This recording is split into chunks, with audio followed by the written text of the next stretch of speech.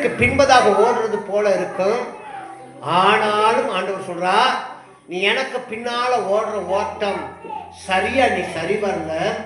ஆனா அதற்கு பதிலாக நம்ம வாழ்க்கையில பிசாசானவனை நோக்கி ஓடுற கூட்டம் நிறைய உண்டு, நிறைய உண்டு.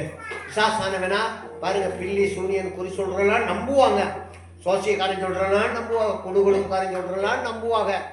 அப்ப ஆண்டவர் எங்க வார்த்தையில என்ன சொல்றாருன்னா, நீ பின்னே வா, எனக்கு பின்னால வா, நான் உனக்கு முன்னால கதவுகளை திறக்கிறேன், உனக்கு முன்னால் வாசல்களை திறக்கிறேன், திறந்த வாசலை உனக்கு முன்பதாக வைக்கிறேன்.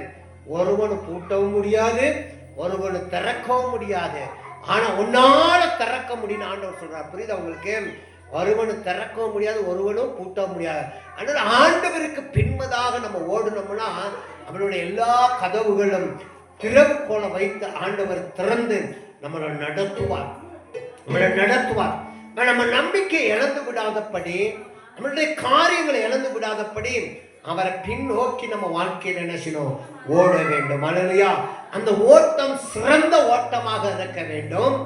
அந்த ஓட்டம் ஒரு நம்பிக்கையோட ஓடுற ஓட்டமாக இருக்க வேண்டும். அந்த ஓட்டம் கர்த்தருக்காக ஓடுற ஓட்டமா இருக்க வேண்டும். அந்த ஓட்டத்தின் நேரத்தை நம்ம செலவு பண்ணும்போது ஆண்டவருக்காக செலவு பண்ற ஓட்டமாக நம்ம வாழ்க்கையில இருக்கும் போதுதான் அது மிகுந்த ஒரு ஆசீர்வாதத்தை கொண்டு வரும். ஆமென். சோத்திரம். உங்க நம்பிக்கை வீண் போற காரியம் என்ன தெரியுமா? விசுவாசம் இல்லாதபடி, வார்த்தையை கேட்காதபடி, சத்தியத்தை கேட்காதபடிதான் உன்னுடைய வாழ்க்கையில விருத்தி அடைய முடியல. இன்றைக்கு சத்தியத்தை கேட்டு சத்தியத்தின் பிரகாரம் நடக்கும் போது தேவன் நம்மள சத்தியத்துல என்ன செய்வாரு? கர்த்தர் நடத்துவார். ஆமென். சோத்திரம். அல்லேலூயா, அல்லேலூயா. அப்ப சமாதானத்துக்கும் சத்தியத்துக்கும் நம்ம என்ன செய்யணும்? கரெக்டாக ஓட வேண்டும், ட்ராக்கோட ஓட வேண்டும், நல்லாவே ஓட வேண்டும். அந்த ஓட்டம் நமக்கு என்ன செஞ்சிடக்கூடாது? குறைந்து போகாதபடி நம்ம பாதுகாத்து கொள்ள வேண்டும். ஆமென். சோத்திரம். அல்லேலூயா.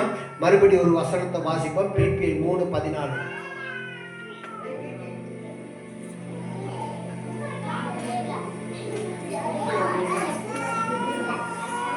என்ன சொன்னேன்? அதாவது கவனம்லாம் யாருக்கும் இல்லை, பேருக்கு வந்து உட்காந்துக்க வேண்டாம். கவனம்லாம் இல்லை, விளையாட்டு ஆகி போச்சு. இது பெரியவங்க விளையாண்டாங்கன்னா அடுத்தவங்களை என்ன சொல்றது?